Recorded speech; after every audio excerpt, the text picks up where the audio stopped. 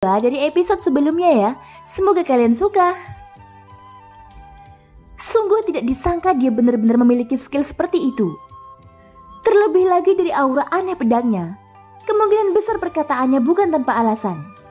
Dengan cara ini sangat mungkin bahkan aku akan terluka parah ketika berhadapan dengan teknik pedang ini. Lalu dengan kekuatan Yan Xiao, apakah dia benar-benar bisa menanggungnya? Ucap Guli, kecemasan muncul di hatinya. Brengsek, seharusnya aku tidak membiarkan mereka bertarung. Mengapa aku menjadi begitu bodoh?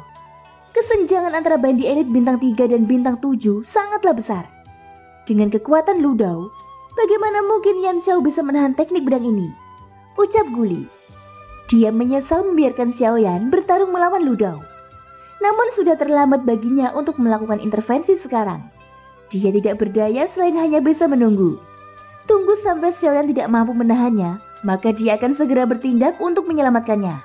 Bagaimanapun juga Xiaoyan adalah ketua alkemis di asosiasi alkemisnya. Dia juga merupakan juara alkemis Grand Meeting tahun ini. Masuk akal baginya untuk tidak membiarkan apapun terjadi pada Xiaoyan di depan matanya. Sambil berpikir, Guli diam-diam mengangkat Daoki di dalam tubuhnya dan mengedarkannya ke setiap bagian tubuhnya. Dia siap bergerak kapan saja untuk memastikan bahwa dia dapat merespon situasi yang tiba-tiba pada waktunya. Hahaha. Aku tidak menyangka kamu akan menggunakan skill pamungkas seumur hidupmu ketika kita baru saja bertemu. Aku tidak tahu apakah hatiku harus senang atau sedih. Ucap Xiaoyan. Aku juga tidak menyangka kamu menyembunyikan kekuatanmu begitu dalam. Pantas saja Li Gan dikalahkan olehmu. Ternyata kematiannya bukan karena tanpa alasan. Ucap Lu Dao. Kata-katanya penuh dengan kekaguman pada Xiaoyan. Xiaoyan tersenyum dan tidak menjawab apapun. Namun tangannya memegang penguasa Suan kembali mengencang. Ketika suasana di langit sunyi sesaat, Lu Dao tiba-tiba mengeluarkan teriakan keras. Pedang lebar garnisun, teriak Lu Dao dengan kuat melemparkan pedang ke langit. Di saat yang sama tubuhnya bergerak dan bergegas menuju Xiaoyan.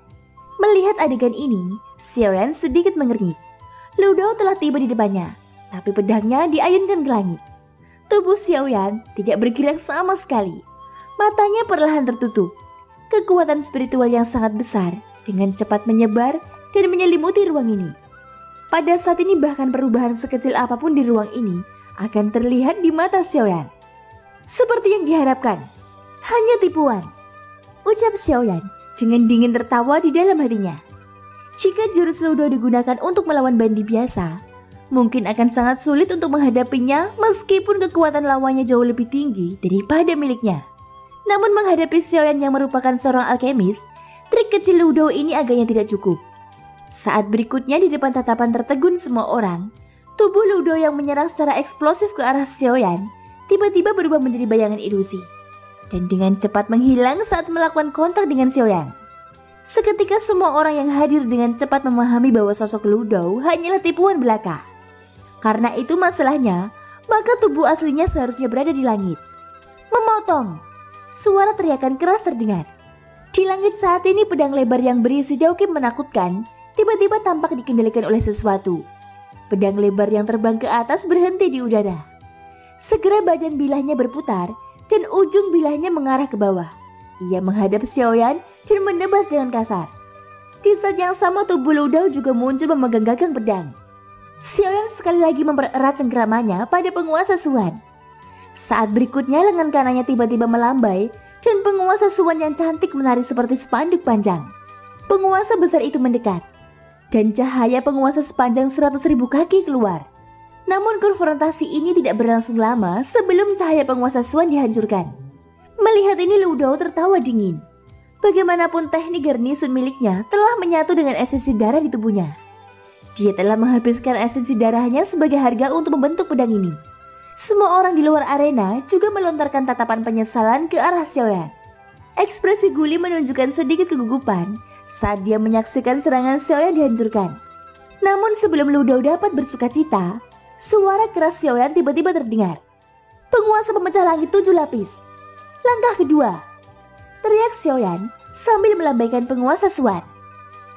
Setelah cahaya penguasa Suan pertama hancur, cahaya penguasa lainnya yang tidak kalah dengan langkah pertama ditembakkan. 3 langkah. Teriak Xiaoyan sekali lagi melambaikan penguasa Suan di tangannya. Cahaya ketiga menyala dan menyatu dengan cahaya penguasa Suan sebelumnya. Dengan tambahan ini, kekuatan yang dipancarkan oleh cahaya penguasa Suan sekali lagi melonjak. 4 langkah, teriak Xiaoyan. Sebelum wajah semua orang menunjukkan ekspresi terkejut, Xiaoyan sekali lagi melambaikan kedua tangannya. Penguasa raksasa itu menari, dan api surgawi membumbung di udara seperti panci api. Ruang kosong juga berulang kali terdistorsi karenanya. Penguasa raksasa itu mengayun melewati kehampaan, dan cahaya penguasa yang menakutkan sekali lagi keluar. Dalam sekejap, itu telah menyatu dengan dua cahaya penguasa Suan sebelumnya. Kekuatan yang sudah mengerikan meroket sekali lagi. Melihat pemandangan ini, semua orang langsung melebarkan mulut dan tidak bisa berkata-kata. Wajah mereka dipenuhi keterkejutan saat melihat Xiaoyan yang masih melambaikan penguasa Suan di tangannya. 5 langkah, teriak Xiaoyan. Setelah seruan keras lainnya terdengar, penguasa besar di tangannya sekali lagi menembus ruang kosong. Api surgawi terbang dan cahaya penguasa Suan melesat keluar. Ia mengikuti dari belakang dan menyatu sempurna dengan 3 penguasa Suan yang bersinar seperti gelombang. Pancaran cahaya yang dibentuk oleh penggabungan 4 cahaya penguasa Suan menjadi lebih mengesankan. Gelombang panas yang mengerikan menyapu kehampaan. Bahkan dengan isolasi energi, semua orang di luar medan pertempuran masih merasakan panas yang sangat mengerikan. Mereka memandangi penguasa Suan yang bersinar, seolah-olah mereka melihat binatang raksasa prasejarah. Namun pada saat ini Xiaoyan yang ekspresinya menjadi sedikit pucat, sekali lagi menjerit keras. Penguasa pemecah langit 7 lapis. Langkah ke-6, teriak Xiaoyan. Dia tiba-tiba melambaikan penguasa Suan di tangannya. Api surgawi yang cemerlang di atasnya sudah menjadi lebih redup. Rasa lelah berangsur-angsur muncul di benak Xiaoyan. Namun Xiaoyan masih melakukan yang terbaik untuk melambaikan penguasa besar di tangannya. Cahaya penguasa Suan yang perkasa sekali lagi ditembakkan. Xiaoyan tahu jika dia ingin mengalahkan Lu Dao sepenuhnya, dia perlu menggunakan langkah ke-6. Saat kelima cahaya penguasa Suan itu menyatu, kekuatannya mengguncang langit. Aura yang ganas dan sombong bahkan lebih kuat dari teknik pedang Lu Dao. Ekspresi Lu Dao akhirnya berubah saat ini. Matanya serius saat menatap Xiaoyan. Perasaan tidak berdaya akhirnya muncul dari lubuk hatinya. Dia tidak pernah menyangka bahwa gerakan pembunuhnya yang paling menakutkan, yang paling dia banggakan, akan digagalkan di depan bandi bintang 3 seperti Xiaoyan. Ledakan yang menghancurkan bumi terdengar. Tangan Lu Dao yang memegang erat pedang itu mau tidak mau melepaskannya dengan susah payah. Tanpa dukungan Lu Dao, pedang itu tidak dapat menahan badai yang disebabkan oleh ledakan bahkan untuk sesaat. Ia tersapu dan dengan kejam ditusukkan ke tanah di bawahnya. Sisa kekuatan cahaya penguasa Suan membubardir dada Lu Dao di saat berikutnya. Menerima serangan yang begitu mengerikan secara langsung, Lu Dao terluka parah di tempat. Sulit membayangkan betapa mengerikannya kekuatan langkah ke-7 Xiaoyan jika dia menggunakannya pada saat yang bersamaan. Di luar arena, mata semua orang yang menunjukkan keterkejutan saat mereka menatap Xiaoyan. Serangan pedang yang mampu melawan bandi bintang 8 sebenarnya dikalahkan dalam sekejap oleh serangan 6 langkahnya. Setelah pertempuran ini, nama Yan Xiao sekali lagi bergema di kota liar kuno. Hari ini Xiaoyan bertarung melawan bandi bintang 7 tingkat menengah dan membunuh bandi bintang 6 ligan. Dengan catatan pertempuran seperti itu, Xiaoyan memiliki kekuatan bintang 3 benar-benar bisa disebut legenda dalam pertempuran. Pada saat ini Doki di dalam tubuh Guli akhirnya ditarik kembali ke dalam pusaran di tubuhnya. Pada titik ini pertempuran dianggap telah berakhir. Tak perlu dikatakan lagi bahwa Xiaoyan adalah pemenangnya. Namun meskipun Xiaoyan menang, dia sangat kelelahan saat ini. Doki di dalam tubuhnya benar-benar habis. Tatapan Xiaoyan perlahan menyapu bandi elit di luar medan perang yang masih memiliki tatapan serakah. Xiaoyan tahu di dalam hatinya bahwa mereka tidak akan menyerah begitu saja. Dari sudut pandang tertentu, godaan dari undangan kolam petir kehampaan bahkan telah melampaui pentingnya kehidupan mereka sendiri. Semuanya, adakah orang lain yang ingin merebut undangan kolam petir dari tanganku? Ucap Xiaoyan, tatapannya sekali lagi menyapu kerumunan orang dengan nada acuh tak acuh. Saat ini tubuhnya sudah sangat kosong. Alasan mengapa dia dengan kuat berbicara adalah untuk membuat orang-orang di depannya merasa takut terhadapnya. Hal ini dapat dianggap menghindari masalah yang tidak perlu. Ketika semua orang mendengar ini, mereka langsung saling memandang, namun tidak ada seorang pun yang mau melangkah maju. Setelah menyaksikan kekuatan Xiaoyan, hampir tidak ada orang yang berani memikirkan hal lain tentangnya. Bagaimanapun mereka tidak mendapat dukungan dari Douki yang kuat seperti Ludou. Jika cahaya penguasa Swan sebelumnya mendarat di salah satu dari mereka, kemungkinan besar mereka akan kesulitan lolos dari kematian. Oleh karena itu wajar jika mereka menghindari resiko seperti itu.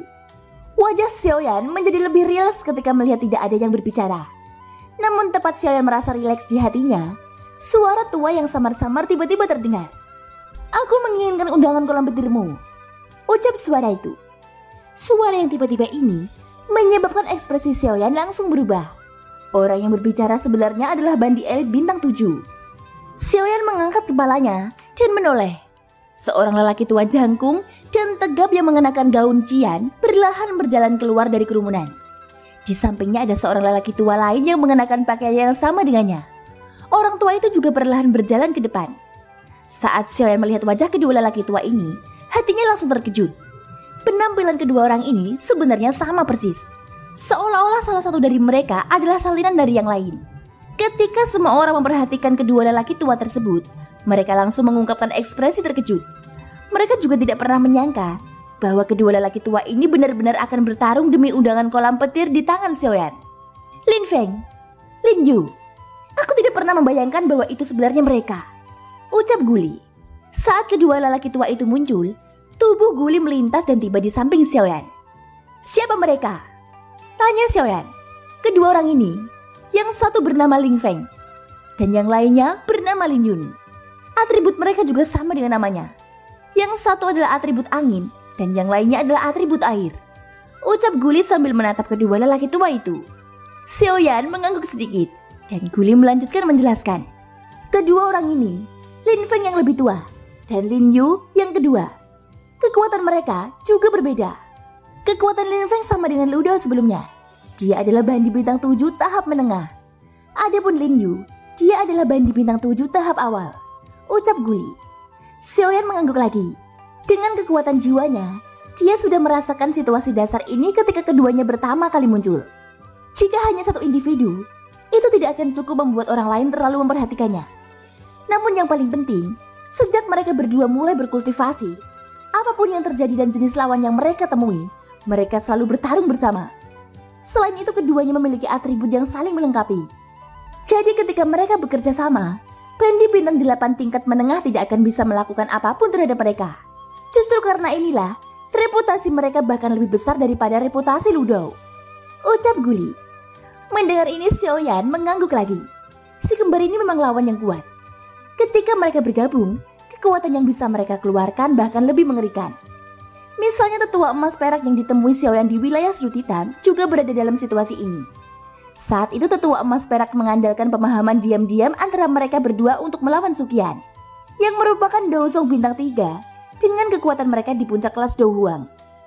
Dari sini tidak sulit membayangkan betapa menakutkannya Lin Feng dan Lin Yu jika mereka bekerja sama.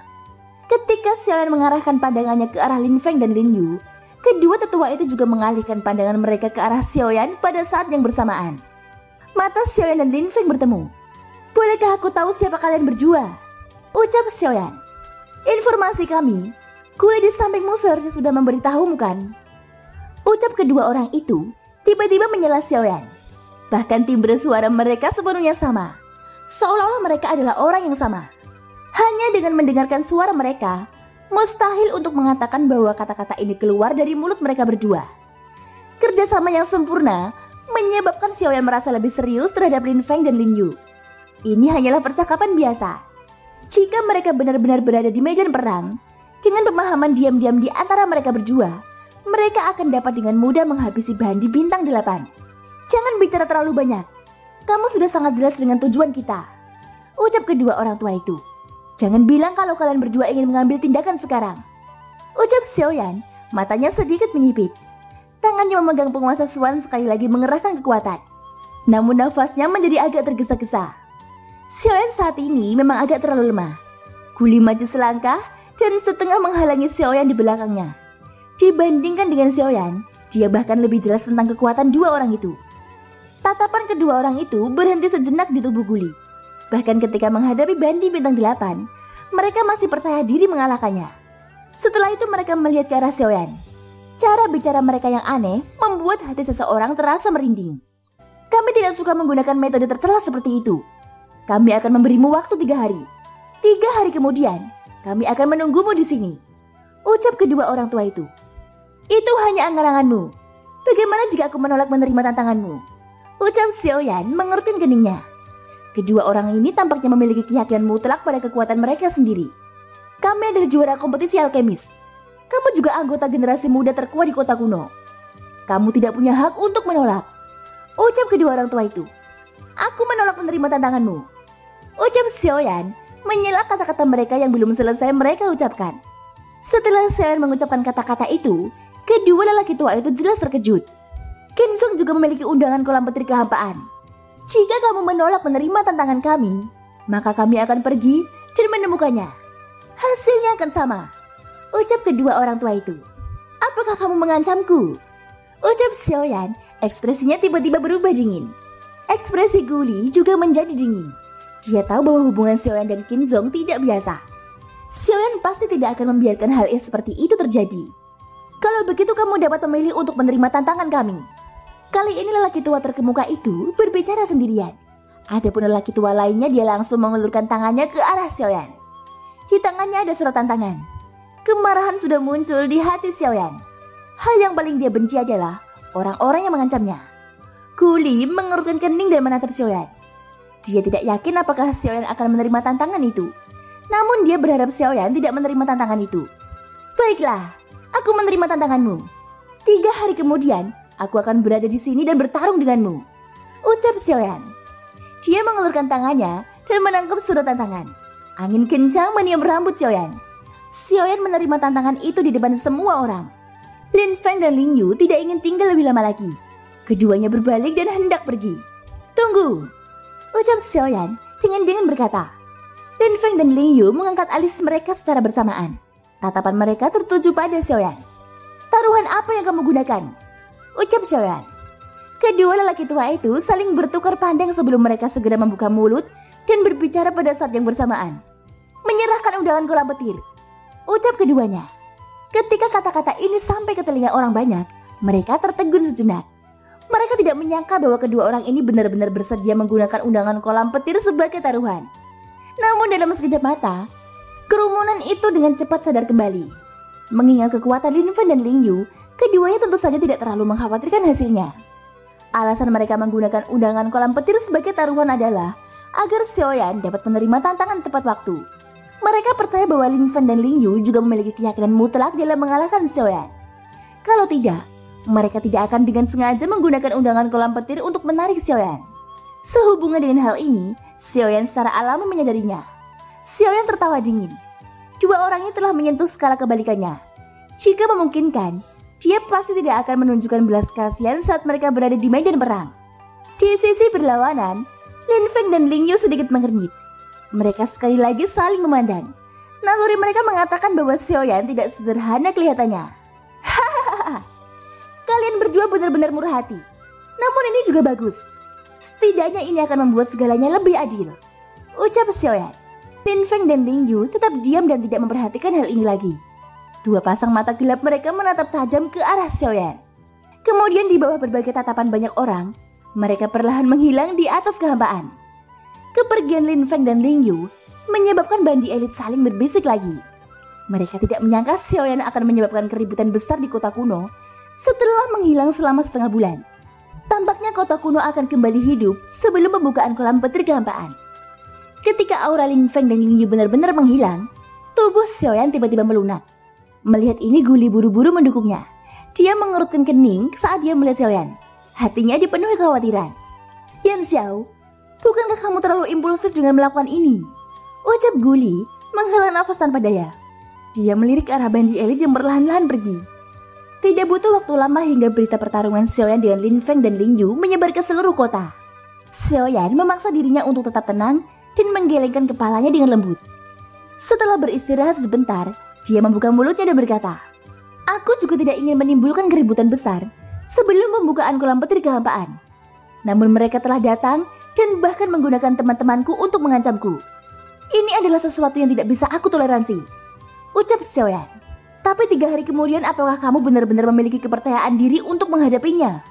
Kamu sudah melihat kekuatan mereka. Jika... ucap Guli. Sebelum dia selesai berbicara, Xiaoyan menggelengkan kepalanya. Mereka sudah datang. Aku pikir ini akan membuat mereka semakin waspada terhadapku. Pada saat itu aku mungkin dapat menghindari beberapa masalah, ucap Xiaoyan. Guli terkejut.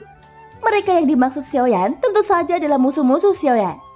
Sebelumnya dia fokus pada pertempuran dan mengabaikan orang-orang di luar lingkaran pertempuran. Semoga saja begitu. Mereka sudah sangat mewaspadaimu. Sekarang setelah mereka melihat kekuatanmu yang luar biasa, mereka mungkin akan menahan diri, ucap Guli. Wajah Xiaoyan pucat saat dia sedikit mengangguk. Meskipun Xiaoyan tidak takut pada mereka, Yan Bing adalah bahaya besar yang tersembunyi. Setelah sedikit pulih, Xiaoyan masih belum melupakan Lu Dao.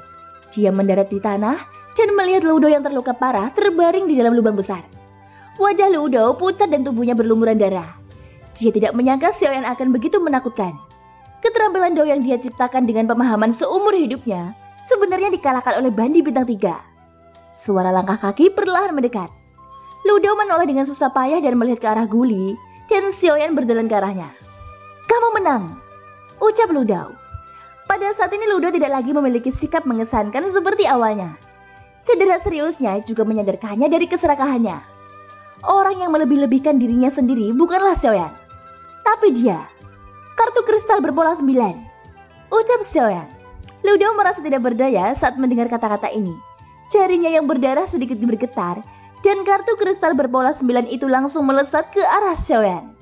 Di sisi lain, Xiaoyan meletakkan tangannya ke arah cincin penyimpanannya. Saat itulah dia menjentikan jarinya, dan seberkas cahaya melesat ke tangan Lu Dao.